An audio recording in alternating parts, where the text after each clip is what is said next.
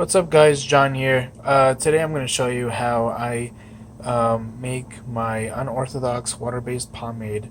So just to start off, I got one measuring cup filled with distilled water, and I have another measuring cup filled with the rest of my ingredients, which would be beeswax, and I got emulsifying wax in here, candela wax, stearic acid, mango butter, shea butter, what else? Castor oil, avocado oil, sweet almond oil, and what I miss? Castor oil, avocado oil, sweet almond oil. There's another oil. I can't exactly remember which oil. I will tell you in a minute. An apricot kernel oil in here, along with my waxes and my butters. And this is gonna go into here, into a low boiling water. This water has been boiled. This is tap water. It's been boiled 3 times though, just to be on the safe side. And the distilled water is just gonna go in the microwave over there. And let's throw into the water. Throw this in the microwave, and I'll catch up with you guys in a bit. All right, guys. So I got my my waxes and my oils and butters. In the pot. It's boiling on a low temperature, so it's gonna take a little while. It might take about 20 minutes to completely dissolve. And some people might argue, why don't you just throw it into the microwave? Well, some of the butters, like the shea butter and the mango butter, and even some of the oils, don't like being heated to that high of a temperature. And even beeswax, for example, if you heat it too much, it could discolor. And well, I mean, I already got the white beeswax, but I mean, it's not good to really overheat things. So it's a good idea just to take things nice and slow. Actually, I might even lower the temperature on this a little bit. And I got the water in the microwave. I'm going to turn that on in about like 5 minutes. That doesn't take much. But a good note to keep is that if when you're measuring water, I measure just a little bit above what the recipe says, because of evaporation. So that's a good note to keep in mind. So in the meantime, I'm going to show you guys some of my ingredients. This is the shea butter that I'm using. I just got this, so I need to transfer it to a jar instead of this plastic bag. In the meantime, it's going to stay wrapped up in this plastic bag that it came in. And here's the mango butter that I'm using. So here's the mango butter and the shea butter, and these are the butters that I'm using. And also in this jar here, I like to keep everything in one box. It makes it easier to keep everything organized. In this jar I have my beeswax. So I use the white beeswax instead of the yellow beeswax.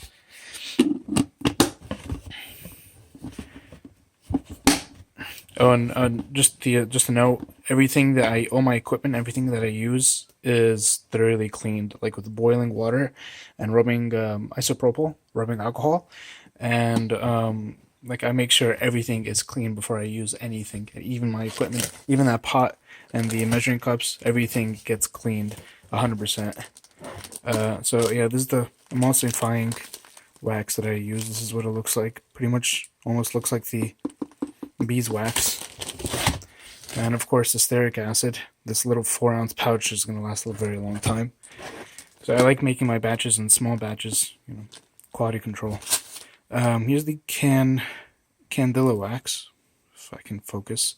Here's the candela wax. Sometimes you'll find it in flakes or chunks, or you'll find it in nice little pebbles like this. It's really smooth and it's really hard. So this is a harder wax than beeswax. So when you're measuring your recipe and testing things out, be careful not to use too much of this. Some people, some brewers just use this only instead of beeswax, or some use soy wax and so on. But I prefer to use some beeswax and some candela wax. That's how the recipe came out really well with these two mixed together. And of course, I have castor oil. It's a really thick oil. When you pour it, it's a killer, because you'll be measuring out your oils, and then it could just be one drop. Is a huge difference. Sweet almond oil, I have to get more oil. I'm almost out. Apricot kernel oil and avocado oil. So these are pretty much all the ingredients that I use, besides the preservative, which I'll show you guys later, and the fragrance, which I'll show you guys later. So let's take a moment, and we'll get back to the pot. So here's our mixture in the measuring cup of all the waxes and the oils, and as you can see, it's starting to melt. So beeswax has a melting point, melting range of about, I think it's 155 to 175 ish, and candela wax has a higher melting point. So you'll see that the candela wax takes a little longer to melt. The butters are almost melted as well. So it's getting there. It's getting there. It's been about, like, I don't know, about 5 minutes. So we'll give it another 10 minutes. We'll come back to it. Right. So our oils and waxes and butters are still melting. They're still combining together. And so I thought I'd show you some of the equipment and stuff that I use, and also the fragrances and the preservative that I use. So this is the scale that I use. Fortunately, I ordered the wrong one initially, but there's another one coming on the way. But this one only measures up to 100 grams. The one I ordered is 2,000 grams. So yeah, it's a really good scale. It measures the 0.01 grams, which you really do need that graduation to be able to measure the 0.01 grams. So this is a really good brand. AWS is the brand, as you can see here. And I like this, honestly. It's really nice for small batches, but it's taking, I'm doing like 2 jars at a time, so I need a bigger scale. So that's the scale that I'm using. Also, after the oils are done, after everything is melted, you need to take a temperature read. Okay, you don't want it to get too hot, but you don't want it to be, not hot enough. So I usually try to get it to a temperature about 185-ish, as close as I can get to 185. So this is a great device to use.